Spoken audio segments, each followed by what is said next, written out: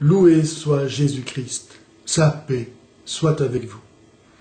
Le problème de l'existence du mal a, depuis les origines de l'humanité, taraudé celle-ci en vue d'une réponse qui n'a pas été possible jusqu'à ce que le Christ vienne accomplir l'œuvre de la création par son sacrifice, qui a donné à Dieu plus de gloire que ce que tous les péchés du monde n'avaient cherché à lui en ravir, en raison de l'infinie sainteté, de cet amour que Jésus a offert en notre nom à tous à Dieu. Les incroyants trouvent dans l'existence du mal un argument pour justifier leur incrédulité. Selon eux, Dieu n'existe pas puisqu'il y a du mal dans le monde. Si Dieu existait, il ne pourrait pas y avoir du mal dans le monde, tant le mal est incompatible, impensable avec l'absolue sainteté de Dieu.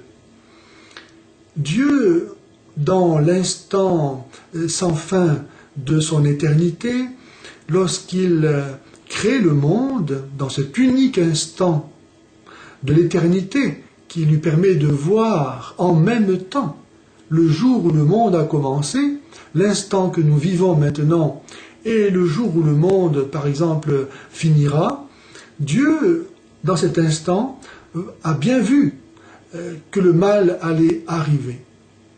Et à la différence des incroyants, il ne s'est pas soumis au mal en refusant de créer.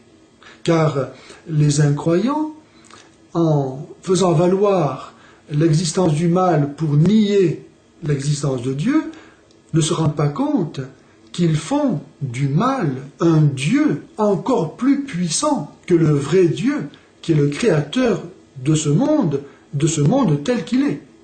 En effet, dans leur esprit, Dieu n'aurait donc pas dû créer le monde, puisqu'il allait y avoir du mal, et que cela est incompatible avec sa sainteté. Eh bien, Dieu savait effectivement qu'il allait y avoir du mal, et il a inclus ce mal dans son projet pour en faire sortir un bien encore plus grand que celui qui aurait eu lieu s'il n'y avait pas eu le mal. Et quel est ce bien encore plus grand que celui qui aurait eu lieu s'il n'y avait pas eu le péché, qui est la source de tous les maux, le péché étant le refus de l'amour de Dieu, ce qui n'a aucun fondement légitime.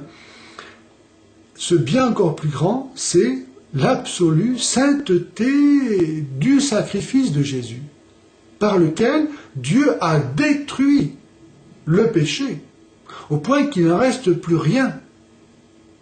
Dans la mort, Jésus a enfoui tous nos péchés, cause de tous les maux, et il les a donc détruits. Et non seulement il a détruit nos péchés, mais il a encore, par sa libre offrande, réparé celui-ci, un acte d'amour qui a compensé tous les manques d'amour qu'ont été tous nos péchés. Et non seulement il a détruit le péché, réparé celui-ci, mais il nous a donné une grâce encore plus grande que celle que nous aurions reçue si Adam n'avait pas péché.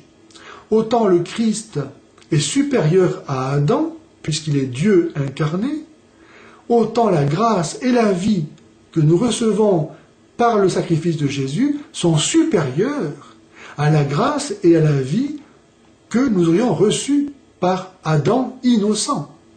Au point que nous pouvons même donc nous réjouir du péché, puisque grâce à lui, nous avons obtenu de l'infinie miséricorde de Dieu un bien encore plus grand. C'est ce que dit saint Paul dans l'Épître aux Romains, chapitre 5, verset 20, là où le péché a abondé, la grâce a surabondé.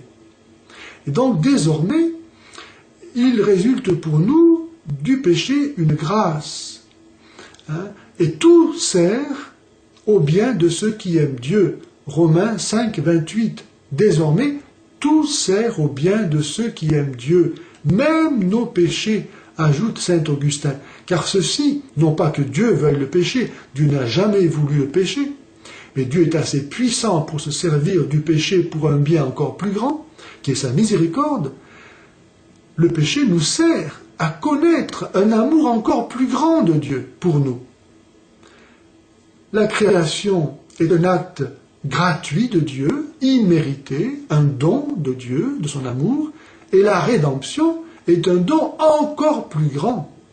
Tout est don de Dieu. Dieu n'était pas obligé de créer. Il n'était pas obligé non plus de nous sauver. Mais c'est un don que Dieu nous a fait et qui surpasse le premier, qui est l'œuvre de la rédemption, accomplie par le sacrifice de Jésus, en lequel donc s'explique comment Dieu a pu laisser le mal arriver. Dieu est tout-puissant et le mal ne l'a pas empêché de créer. Gloire à Dieu.